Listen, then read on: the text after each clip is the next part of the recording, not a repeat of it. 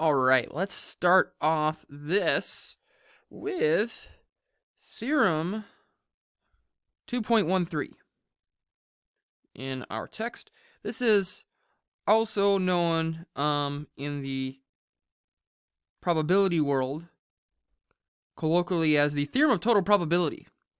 Theorem of total probability. So you can Google that if you want to, but that'll show up in almost any probability textbook. That's what this is referred to. Theorem of total probability. If the events, let's say B1, B2, yada, yada, yada, all the way up to B sub K, constitute a partition. Constitute a partition of the sample space S, of the sample space S, such that the probability of any of those events is non-zero. Then, okay, you know, let me pause real quick so far. I'm going to start drawing a picture to kind of help us keep track of what's going on before we get too wordy, okay? So give yourself some space if you want to do this, or just wait, and then you can draw on the picture at the bottom as needed. But let me just, a refresher, right? Because the word partition, remember, that means something. So if this is our sample space S, all right? And let me just do this kind of roughly. So let's see, there we go. So then, and then let me just go like there. Okay, so let's say if this is our sample space S, then this triangle would be B1, this is B2, and this is B3. This 3 regions. That's a partition, right? Their intersection is empty, but they make up the whole sample space S, okay? So, constitute a partition of the sample space S such that the probability is non-zero. Then, for any event A of S, for any event A of S, for any event A of S, so let's say A, give myself some more room here, is this circle, dashed circle right there. Let's say there's the event A. All right, any event A of S, the probability of A,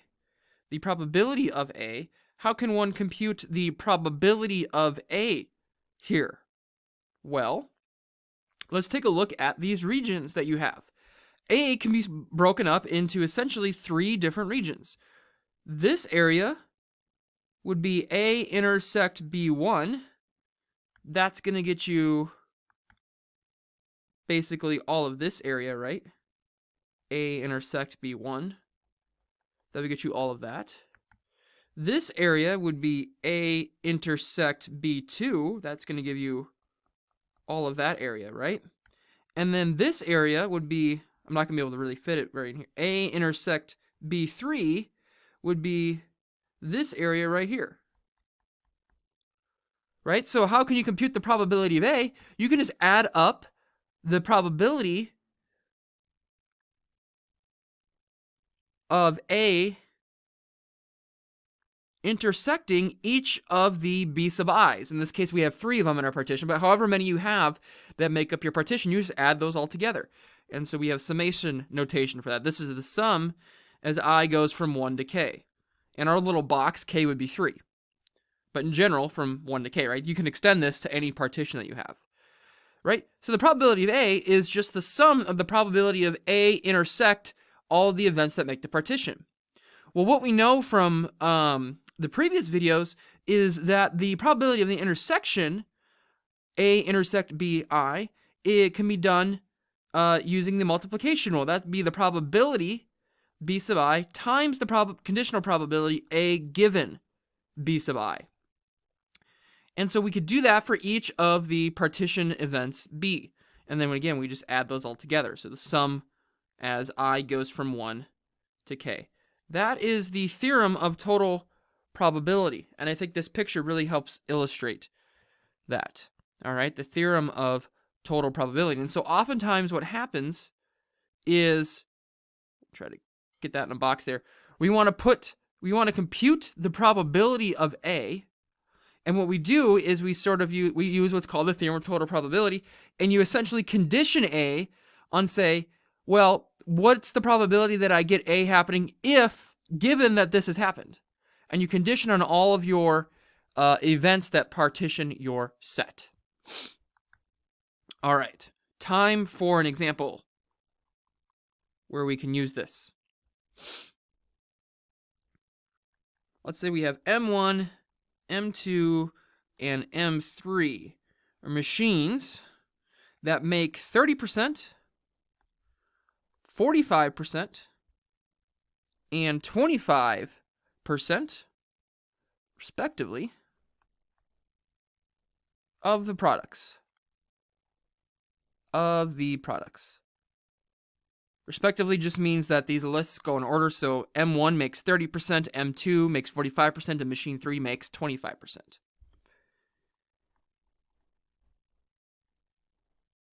It is known that 2%, 3%, and 2%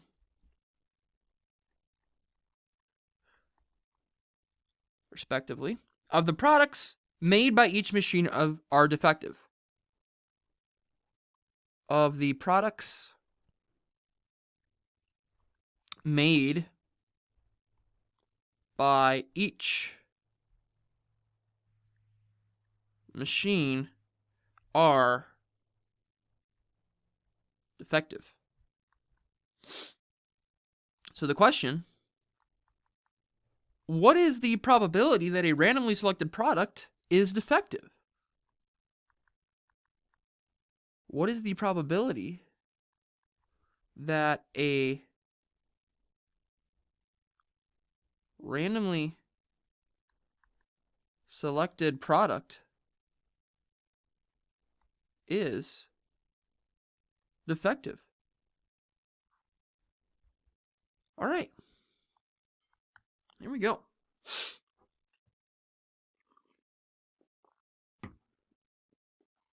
All right, quick drink of coffee there, and let's dive into this. So I'm going to define the event D be the event the product is defective.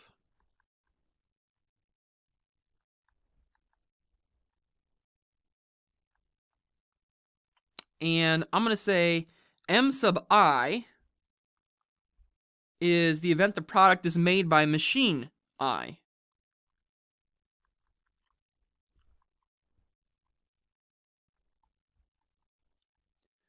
Made by machine I. So I can be 1, 2, or 3 in this case, because we only have 3 machines. All right, so what is the probability? What is the probability that a randomly selected product is defective? So we want the probability of this event, the probability of getting a defective product. What we will do is we will condition on the probability that it came from each of the 3 machines. So in this case, we're going to be looking at this sum as I goes from 1 to 3. So let's start with when I is 1, the probability that it came from machine 1.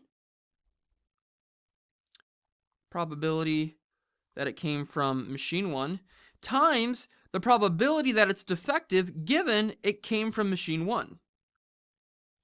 Plus, this is the summation. Now we do this for 2 and 3.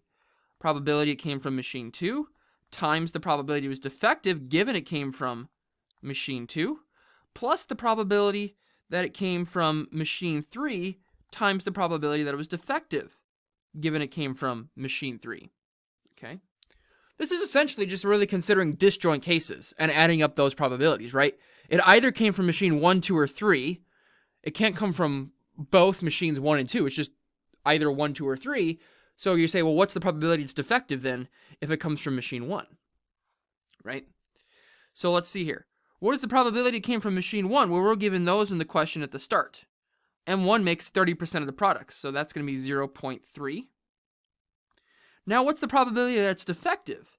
It's known that 2% of these products made by each machine are defective. So if it came from machine 1, 2% of those are defective, right? That's a conditional probability.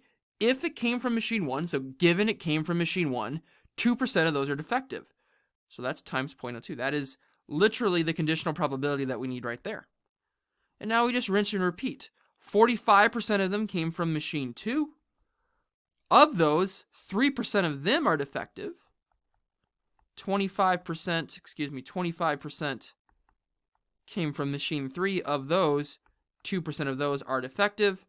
And that is the computation we need to make right there. So the probability that a product is defective in total is 0.0245. 0.0245. Theorem of total probability. All right. Good. We're going to leave that example then as it is. If you have questions or concerns about that problem, please post those in the discussion thread below. I am going to move on then to the title theorem of this section, Bayes' rule, Theorem 2.14 in our text, also more generally known as Bayes' rule. Bayes' rule. Bayes' rule is really just kind of stringing together a few things that we already know using the theorem of total probability as well. It says if the events B1, B2, again, yada, yada, yada, up to B sub k, constitute a partition of the sample space.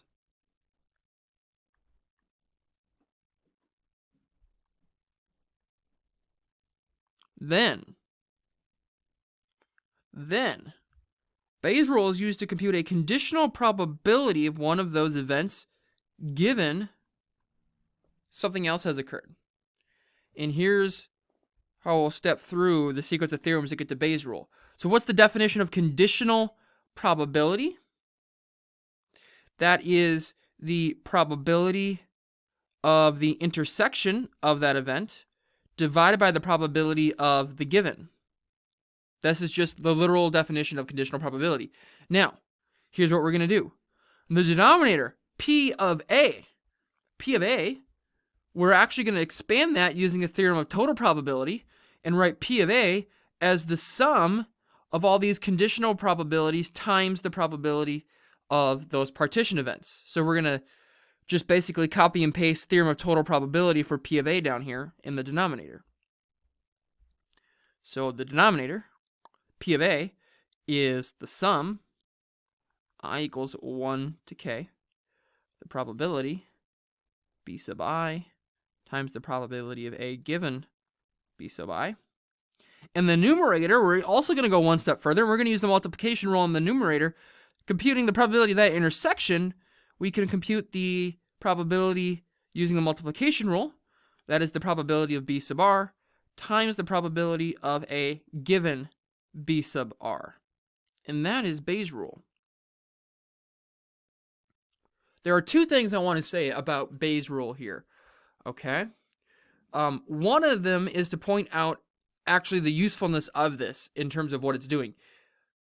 This is a conditional probability given some event happened A.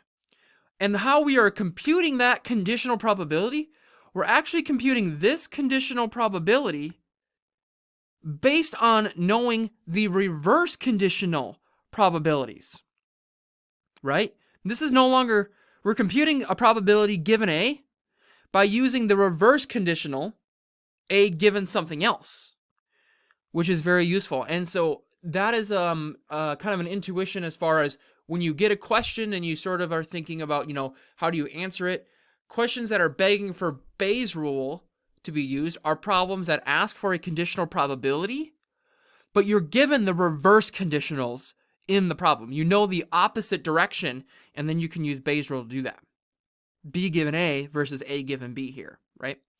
The second thing is I know that this very right-hand side of this can look kind of daunting. Notice this numerator is just part of one of these terms in the summation. B sub R is one of these specific values for I. So maybe it's when I is 2. So what this ratio is, this denominator is the sum of all of the possible ways you can have this event happen, and the numerator is just the probability that this one specific event R happens, and you're just dividing by the total probability then, okay? So let me just continue the example from before.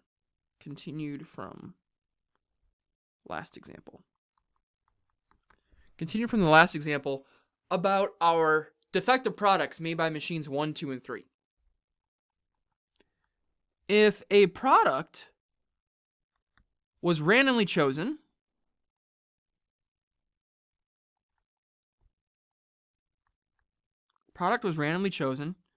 and is found to be defective,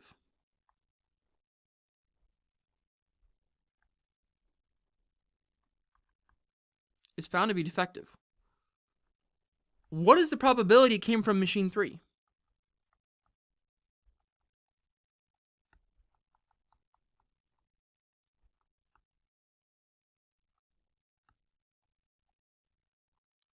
What is the probability it came from machine 3? Okay, let's write out what we want here in mathematical notation. We want the probability that it came from machine 3 given it was defective. This is conditional. A product is chosen and is found to be defective. You know it's defective. So given a product is defective, what's the probability it came from machine 3?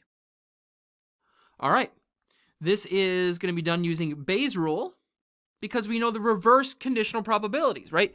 We know the probability that something is defective given the machine it came from. So according to Bayes' rule above here, this is equal to, I'm just going to jump to the right-hand side. This would be the probability that it came from machine 3 times the reverse conditional, the probability that it was defective given it came from machine 3, divided by the probability that it was defective, which we already know, we already did that summation in the last example, right? We know the probability that something is defective via the theorem of total probability is 0.0245. Now, numerator, probability came from machine 3 was 25%. Given it came from machine 3, we know that 2% of those are defective. So that is 25% from machine 3, and 2% of those are defective. 0.25 times 0.02. And so that's running that through a calculator. I've got 10 over 49. 10 over 49, okay? Now, remember, this 0.0245, if you want to see this tie more directly into the shape of this theorem, basically what we could do is we could just sort of copy and paste these lines here and here, copy and paste those down into this denominator right here. But since we already did that work, we don't need to rewrite that.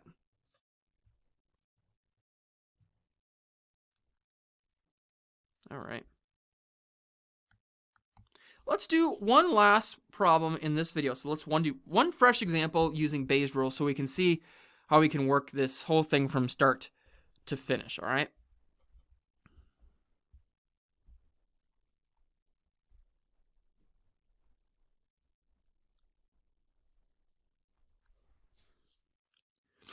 Let's say we're looking at a blood test that indicates the presence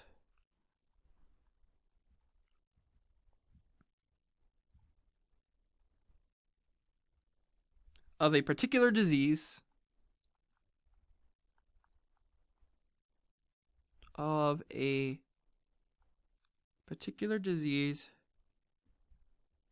95% of the time.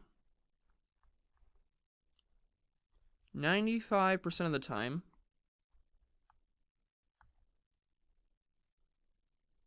when the disease is present.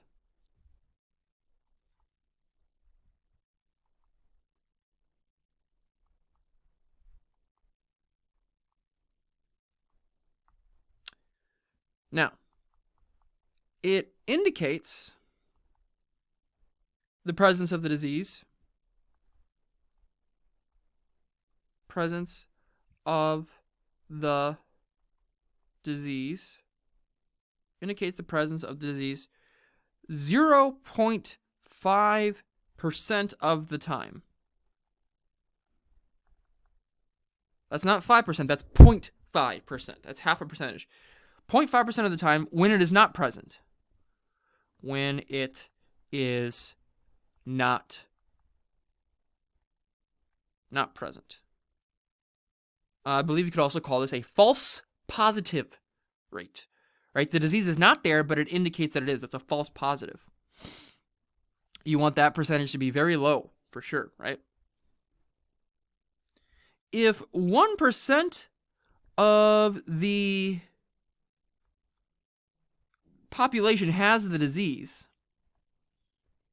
1% of the population has the disease, find the probability that a person has the disease given they tested positive. Given that they tested positive. Given that they tested positive. I'll be honest, I always do this example every semester. But I'm finding in the time that I am recording this in fall of 2020 that this sort of content is particularly timely related to testing results. But let's take a look at this. Find the probability that a person has the disease. So I'm going to say I want to find the probability that a person has the disease. I'll say capital D for has the disease, given conditional probability that they tested positive.